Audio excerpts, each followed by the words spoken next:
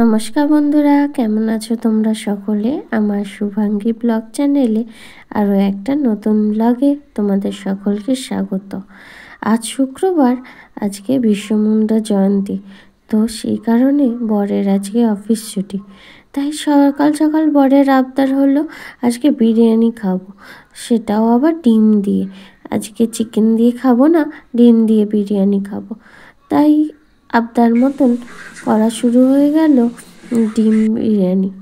তো প্রথমে সব সবজিগুলো কেটে নিলাম, আর একদিকে আমি ডিম সেদ্ধ বসিয়েছি, আর অন্যদিকে আলু ভাজা হওয়ার পর বেরেস্তাটা একটু ভেজে নিলাম। বেরেস্তা ভাজতে ভাজতে অন্যদিকে আমি রসুনটা ছাড়িয়ে নিচ্ছি, যাতে তাড়াতাড়ি হয়ে যায়। দেখো, রসুন ছাড়াতে আবার বেরেস্তার দিকটাও একটু নাড়িয়ে চাড়িয়ে নিলাম। তার রান্না করতে করতে আবার একটা পার্সেলও চলে এলো, যার ভিডিও তোমরা অলরেডি পেয়ে গেছো আমার চ্যানেলে। তো চলো, সব জোগাড়যন্ত্র হয়ে গেছে, এবার রান্নাটা করা শুরু হয়ে যাক। প্রথমে জিরে আর তেজপাতা ফোড়ন দিলাম, ওটা ভাজা হতেই তারপরে রসুনটা দিয়ে দিলাম। অনেকে রসুনটা পরে দেয়, আমি রসুনটা সবার প্রথমে দিই, কারণ আমার রসুনের গন্ধটা অতটা পছন্দের নয়। তাই রসুনটা ভাজা হয়ে গেলে তারপরে পেঁয়াজটা ভাজি। আবার অনেকে পেঁয়াজ আগে ভেজে নিয়ে তারপর রসুনটা করে। অন্য আর একটা কড়াই ডিমগুলোকে একটু হলুদ আর নুন দিয়ে ভেজে নিলাম। তারপরে একটা আদা আর কাঁচা লঙ্কার পেস্ট করে নিলাম। পেঁয়াজ আর রসুনটা ভাজা হয়ে যাওয়ার পরে তারপরে আদা কাঁচা লঙ্কার পেস্টটা দিয়ে একটু ভালো করে নাড়াচাড়া করে ভেজে নিলাম। তারপরে একে একে লঙ্কা গুঁড়ো, হলুদ গুঁড়ো, জিরে গুঁড়ো, ধনে গুঁড়ো, কাশ্মীরি রেড চিলি পাউডার দিয়ে নাড়িয়ে নিলাম।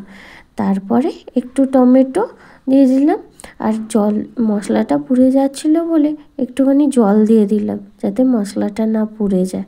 তো একটু কষিয়ে নিই, আর টমেটোটাও দিয়ে দিই। টমেটোটা দেওয়ার পরে আবার একটুখানি নাড়াচাড়া করে নিয়ে ভালো করে কষিয়ে নেব, যাতে টমেটোর কাঁচা গন্ধটা না ছাড়ে।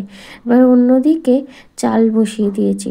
চালটার মধ্যে একটুখানি তেজপাতা আর এলাচ দিয়েছি, আর গোটা গরম মশলার আর কিছু সেরকম ছিল না, তাই দিইনি। আর নুনও দিয়েছিলাম চালটায়, যাতে চালটা অ্যাবজর্ব করে নেয় আর চালের নুনটা ঠিক থাকে। তো এদিকে মশলা অনেকটা কষে এসছে। এবার অন্য একটা বাটিতে দই ফেটিয়ে দইটা দিয়ে দিলাম। এবার দইটা দিয়েও একটু মশলাটা ভালো করে কষিয়ে নেব। আর এই পর্যায়ে আমরা একটু স্বাদ মতন নুন আর চিনি অ্যাড করে নিলাম। প্রথমে নুন আর চিনিটা অ্যাড করিনি, দই দেওয়ার পরে তারপরে নুন আর চিনিটা একটু অ্যাড করে নিয়ে ভালো করে মশলাটা কষিয়ে নিলাম। মশলাটা কষানোর পরে ডিম আলু দিয়ে একটুখানি ফুটিয়ে নিয়েছিলাম।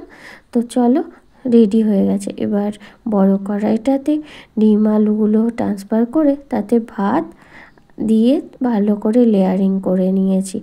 এই যে দেখো, কি সুন্দর দেখতে লাগছে না? এবার লাস্টে আমি দিয়ে দেবো একটু জলের মধ্যে গোলাপ জল, কেওড়া জল আর মিঠা আতর গুলিয়ে রেখেছিলাম, সেটাই দিয়ে দিলাম। তো চলো, এবার এটাকে ফয়েল পেপার দিয়ে আটকে দেওয়া যাক, যাতে না দমটা দিয়ে আর হাওয়া না বেরোয়। আর তার উপরে থালাটা চাপা দিয়ে দিয়েছিলাম। আর এটা যেহেতু কড়াইতে করেছি, কোনো চাটুর উপরে আর বসাইনি, তো 5 মিনিট তোমার জোর গ্যাসে ছিল আর 5 মিনিট লো ফ্লেমে। আর আমি না আজকে ভাতটা একটুখানি বলতে পারো গলিয়েই ফেলেছিলাম, বেশি গলেনি, মোটামুটি ঠিকই ছিল। আর বিরিয়ানিটা যা খাসা হয়েছিল খেতে, তোমরা যদি পারো একবার এটা ট্রাই করে দেখতে পারো, খুব সুন্দর হয়েছিল। আর উপর দিয়ে একটুখানি ধনেপাতা ছড়িয়েছিলাম। আমরা এতে ঘি অ্যাড করিনি, তোমরা চাইলে ঘিও অ্যাড করতে পারো। তো চলো, আজকে এই ভিডিওটা এইটুকুনি রাখছি, দেখা হবে অন্য আর একটা ভিডিওতে।